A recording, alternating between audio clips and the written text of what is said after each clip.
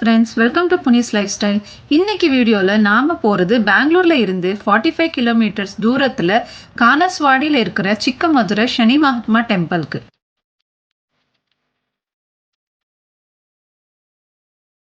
இந்த கோயிலுக்கு போகிறதுக்கு பஸ் அண்ட் ட்ரெயின் கனெக்டிவிட்டி எப்படி இருக்குன்னு பார்க்கலாம் வாங்க. இந்த கோயிலுக்கு டைரக்ட் பஸ் இல்லை. ஸோ நீங்கள் ட்ரெயின் இல்லைன்னா பஸ் எடுக்கிறதா இருந்தால் பெங்களூர் மெஜஸ்டிக்ல இருந்து நெலமங்கலாக்கு பிஎம்டிசி பஸ் இல்லைன்னா லோக்கல் ட்ரெயின் ஏறி போகலாம். இது 1.5 hour டிராவல். பஸ்ல உங்களுக்கு 35 rupees சார்ஜ் பண்றாங்க. நெலமங்கலால இருந்து தொட்பல்லாப்பூருக்கு போற வழியில இந்த கோவில் இருக்கு. நெலமங்கலால இருந்து 14 கிலோமீட்டர்ஸ்ல கோவில் இருக்கு. இதுக்கு 39 rupees சார்ஜ் பண்றாங்க பஸ்ல. இது உங்களுக்கு 40 minutes டிராவல். இன்னொரு ஆப்ஷன், யஷ்வந்த்பூர்ல இருந்து இந்த கோவிலுக்கு டைரக்ட் பஸ் ஃபெசிலிட்டி இருக்கு. Bus number 253 AC.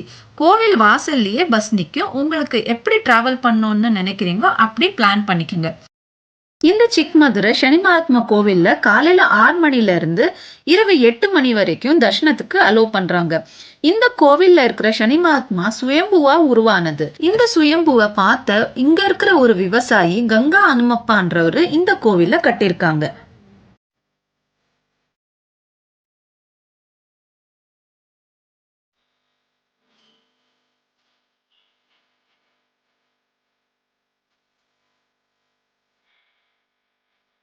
சனிக்கிழமை இந்த கோவில்ல ரொம்ப விசேஷமா இருக்கும். இந்த கோவிலுக்கு வந்து எள்ளு தீபம் ஏத்தினா நமக்கு இருக்கிற சனி தோஷம் நிவாரணை ஆகும்னு எல்லாருமே நம்புறாங்க. நாங்களும் எள்ளு தீபம் வாங்கி சாமிக்கு வேண்டிக்கிட்டு இடது பக்கமா 3 தடவை, வலது பக்கமா 3 தடவை, நேரா 3 தடவை தலையை சுத்தி இங்க இருக்கிற அக்னி குண்டத்துல போட்டோம். நிறைய பேருக்கு டிராவல் பண்ணணும்னு ஆசையா இருக்கும். பட் நம்மளோட ஓன் காரை டிரைவ் பண்ணுறதுக்கு யாருமே இருக்க மாட்டாங்க. அவங்களுக்காக இந்த ஒரு ஆப் நான் சஜஸ்ட் பண்ணுறேன். உங்களுக்கு வேணும்னா ட்ரை பண்ணி பாருங்க. நாங்கள் இந்த தடவை இந்த கோயிலுக்கு போகிறதுக்காக டிரைவ் யூ அப்படின்ற புது ஆப்ல இருந்து டிரைவரை புக் பண்ணியிருந்தோம். நமக்கு ரெண்டட் காரில் போக இஷ்டம் இல்லாமல் நம்ம ஓன் காரில் ட்ரை பண்ணோம்னா இது ஒரு பெஸ்ட் ஆப்ஷன். நமக்கான டிரைவர் அசைன் பண்ணிடுவாங்க. நம்மளுக்கு எவ்வளோ தூரம் வேணும் அப்படின்றத லொக்கேஷன் போட்டோம்னா அதுக்கு தகுந்த மாதிரி அவங்க ஃபேர் புக் பண்ணி கொடுத்துறாங்க. நம்ம அதுக்கு பே பண்ணிக்கலாம். நமக்கு அசைன் பண்ண டிரைவர் நம்மள வீட்டு வாசல்லே பிக் பண்ணி சேஃபா மறுபடியும் கொண்டு வந்து வீட்லயே டிராப் பண்றாங்க. இந்த app most of the metropolitan cities and popular cities எல்லாத்துலயுமே இருக்கு. நீங்களும் ட்ரை பண்ணி பாருங்க. இந்த கோவில்ல இருக்கிற இன்னொரு விசேஷம், யாரு புது வண்டி வாங்கினாலும் இங்க வந்து பூஜை பண்ணிட்டு போவாங்க. அதனால நாம வண்டி ஓட்டும் போது எந்த தொந்தரவும் இல்லாம சேஃபா இருக்கணும் அப்படின்றது நம்பிக்கை.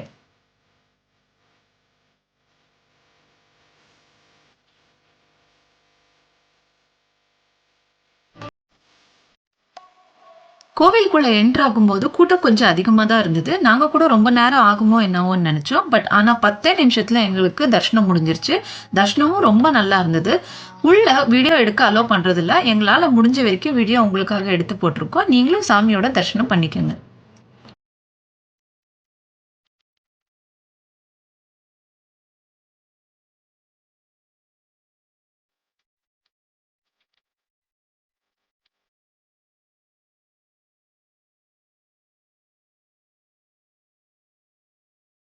இந்த கோவிலுக்கு பின்னாடி சனி பகவானோட மனைவியான ஜேஷ்டா தேவி கோயில் இருக்கு.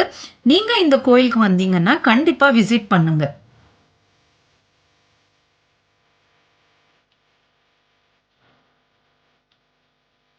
கோவில் ரொம்ப அமைதியா, ரொம்ப பாசிட்டிவா இருந்தது. அதனால நாங்க எல்லாருமே கொஞ்ச நேரம் அங்கேயே உட்காந்து கொஞ்ச நேரம் டைம் ஸ்பெண்ட் பண்ணிட்டு அதுக்கப்புறமா வெளியில கிளம்பி போனோம்.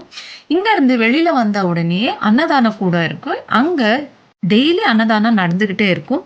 தினமும் காலையில 9 மணில இருந்து சாயந்தரம் 5 மணி வரைக்கும் இங்க அன்னதானம் நடக்குது.